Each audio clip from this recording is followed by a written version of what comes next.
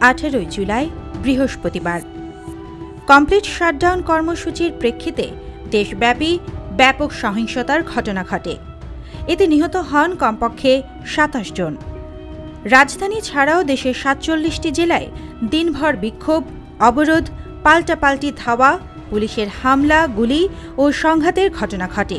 এদিন ব্র্যাক বিশ্ববিদ্যালয় সহ বিভিন্ন বেসরকারি বিশ্ববিদ্যালয়ের শিক্ষার্থীদের ওপর ব্যাপক হামলা চালায় পুলিশ ও ছাত্রলীগের নেতাকর্মীরা। এসব ঘটনায় আহত হন অন্তত ১৫০০। কোথাও কোথাও আন্দোলনকারীদের সঙ্গে আইন শৃঙ্খলা রক্ষাকারী বাহিনীর সদস্যদের, আবার কোথাও সরকার সমর্থক বিভিন্ন সংগঠনের নেতাকর্মীদের সংঘর্ষ হয়।